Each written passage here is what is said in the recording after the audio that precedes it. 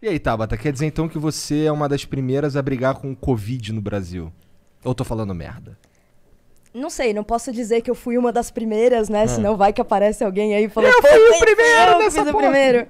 Mas eu ajudei muita gente a articular isso. Então, logo que começou a pandemia lá na Europa, muitos amigos começaram a mandar para mim notícia que na Itália estava faltando EPIs, os equipamentos estavam precisando de manutenção. E uma galera se juntou ali num Fab Lab. Para quem não conhece, eu vou explicar mais para frente o que é o Fab Lab. Mas é um espaço que tem ali impressora 3D, máquina de corte a laser, uns Arduino, para quem entende. Mas é um lugar onde você, teoricamente, faz tudo. Então, essa molecada foi lá, né? Começou a pensar, o que a gente pode fazer aqui para ajudar com o Covid? Aí eu pensei, putz, mano, aqui no Brasil a gente pode fazer a mesma coisa, né? Porque eu já trabalhava com impressão 3D. Ah, você tá falando. Rolou um movimento desse daí lá na Itália? Isso, começou na Itália e começou na República Tcheca também. Começou na Europa e a gente trouxe pra cá, né? Entendi. Então eu já trabalhava com impressão 3D, eu trabalho com impressão 3D desde 2016, que quando eu estava cursando minha segunda graduação, que era engenharia biomédica, eu desenvolvi o meu TCC para ser uma prótese para criança, né, que perdeu o braço, impressa em impressora 3D e movida pelo sinal muscular. E Caralho. Fazia que tipo de movimento essa cara, prótese? ela abre e fecha, porque assim, Sério? a gente a partir disso, né, a gente tinha uma professora, minha professora Elisete, ela veio da Alemanha, fez o doutorado lá e voltou pro Brasil para dar aula na Unifesp, na Universidade Federal. E ela já trabalhava com impressão 3D lá. Então ela veio pro Brasil e falou: "Pô, a gente precisa começar a trabalhar com isso aqui dentro do curso de engenharia biomédica, vamos fazer prótese, né? Negócio legal". E aí a gente começou a estudar um projeto open source, que foi importado também da África do Sul. Ele começou na África do Sul, chamava RoboHand. Da hora. Que é um projeto aberto, vocês entrarem no site, é super legal. É uma prótese feita por impressão 3D que pode ser feita em qualquer lugar do mundo.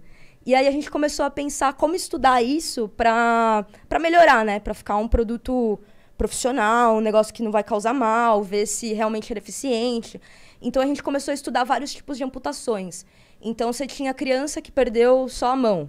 Você tinha criança que perdeu abaixo do punho ou que perdeu acima do cotovelo. Então como que a gente fazia? Quando ela perdeu só uma parte da mão, a gente podia usar o punho dela, a própria articulação do punho, para poder fazer a mão abrir e fechar. Quando vinha pro cotovelo, né? Quando ainda tinha o cotovelo, a gente montou uma prótese que dava para abrir e fechar com o cotovelo. Só que se a amputação é acima do cotovelo, é um problema enorme, assim. E aí a gente já tem uma outra problemática maior, que o sistema de saúde pública aqui no Brasil, atualmente, ele não fornece esse tipo de prótese para crianças.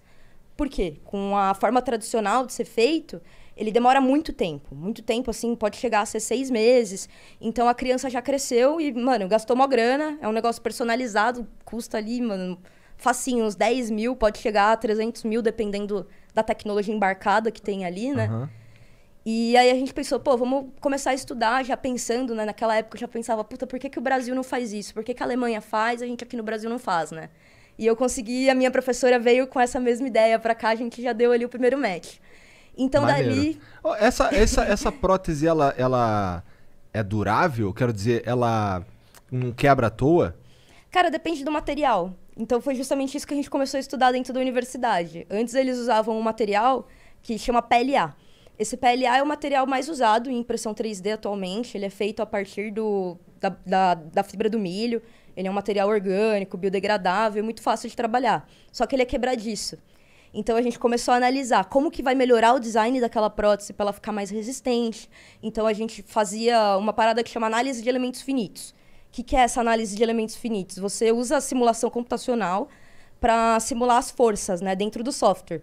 E aí você consegue ter uma previsão se vai quebrar ou não. E aí é uma coisa bem interessante, eu fazia isso usando o Blender. O Blender, para quem curte game, assim, curte desenvolvimento, é um software muito usado para você fazer fazer jogos também, as animações. Tu Então, modela o personagem ali e tal, isso, né? cara, eu modelava... E foi um negócio muito louco, né? Porque aí a gente começou com o Mão 3D, fundou esse programa, que até hoje existe na Unifesp. A gente faz... Eu já não trabalho mais, né? Eu falo até pra professora Elisete, eu falo, tenho até vergonha de falar a gente, porque eu já quase nem venho aqui no laboratório. Mas a gente deixou umas sementes boas, então o projeto não morreu. Então, a maioria é menina, isso que é legal, a maioria é mulher que trabalha Maneiro. no projeto. Então, faz prótese para criança, faz a reabilitação, faz personalizado ali cumprindo um papel que é importante da Universidade Federal, né? Que é uma coisa que eu sempre pensei também. Pô, eu estudei, eu fiz uma universidade federal, a nação brasileira pagou para eu estudar. Então, eu sempre me senti na obrigação de retornar para a população brasileira isso que eles estão me pagando, né? Então, a gente sempre pensou muito em qual que é o papel social da universidade, como a gente tirar a elitização dali de dentro e fazer com que a universidade não seja um negócio inacessível que a galera mesmo que precisa, que está na periferia, nunca vai ter acesso, que nem essas crianças que não teriam uma prótese até chegar na vida adulta e ia perder, mano, um monte de coisa. Quanto tempo leva pra produzir uma prótese dessa? Cara, depende muito do caso, né? Se é uma amputação muito complexa, assim, tem amputações que a gente já tentou fazer e não conseguiu, porque o acidente foi muito feio ali, pra conseguir reabilitar realmente é muito difícil. Mas varia, tem prótese que dá pra fazer em uma semana, tem prótese que leva 2, 3 meses para fazer, depende muito. Que já é metade do tempo mínimo que você tinha falado. E o custo também é bem inferior também. Mas hoje, então, para os jovens, é difícil o acesso à prótese no mercado brasileiro? Hoje no Brasil Primeiro que a gente não tem, né, empresa nacional, que nem quase tudo que a gente tem no Brasil não tem uma empresa nacional que desenvolve. E segundo que a gente tem um problema de mercado. Então, quando a gente fala em prótese, quando a gente fala em tecnologia assistiva, em deficiência, é algo que é muito personalizado. Nenhuma pessoa tem uma deficiência igual à da outra. Então, você não consegue fazer um produto em escala, mandar para a China, injetar lá e fazer um monte e dissipar esse preço no mercado. Você tem que fazer personalizado para aquela pessoa. Então, você vai ter uma mão de obra médica especializada trabalhando naquilo, você vai ter fisioterapeuta, você vai ter engenheiro.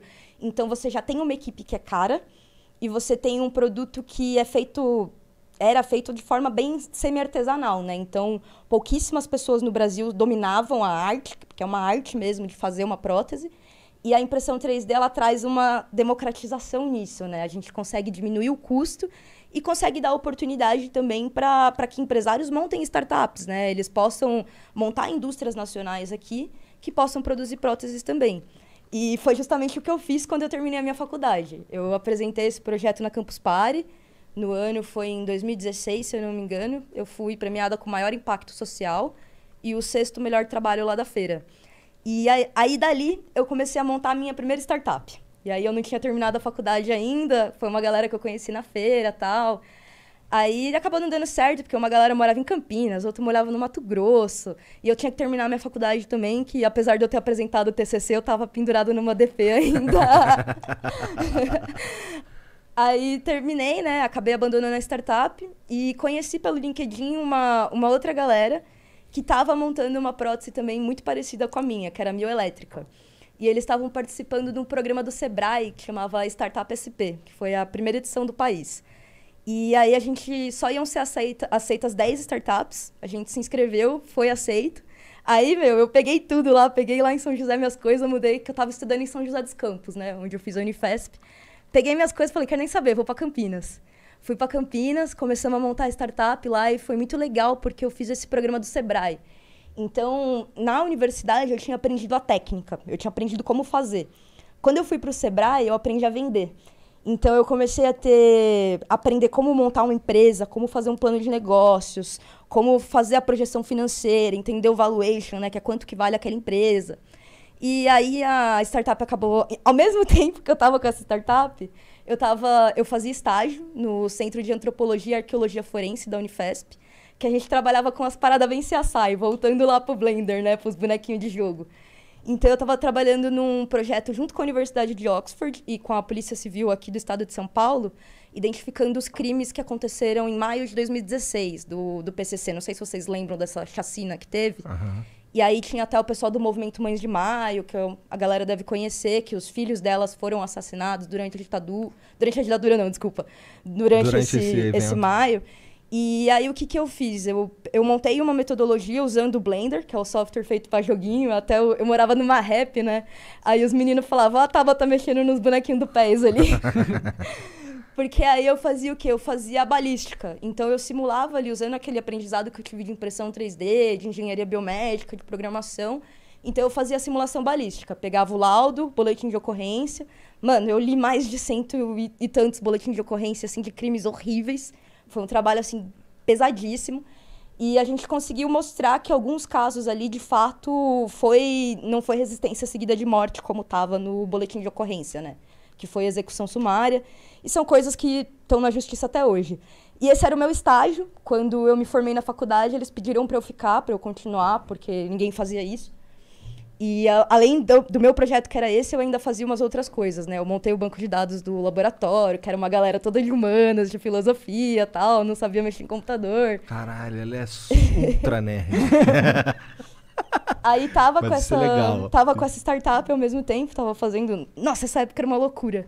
Porque no começo da semana eu tava em São José dos Campos, no meio da semana eu tava em Campinas, aí depois eu ia pra Santos, depois eu voltava pra São Paulo. Mó passeio. Nossa, mó rolê. Eu rodava aquela época que eu gastava de pedágio, mano. Tudo que eu recebia ia pra pedágio. Só que eu tava pensando, pô, eu tô investindo, entendeu? Eu tô aprendendo. Aí comecei a trabalhar acabei não indo pra frente a startup, porque a gente começou a ver vários problemas, né? Pô, você vai montar um dispositivo inovador. Aí você já tem que se proteger da China, por exemplo, porque você vai fazer o bagulho, 3 meses depois o chinês vai ter copiado o negócio, vai vender pro mundo inteiro e vai acabar com você. Então, quando a gente ia apresentar para investidor, tipo, todo mundo falava, nossa, lindo, projeto maravilhoso. Só que tem isso, né? Pô, como é que você vai me assegurar ali que o cara não vai roubar?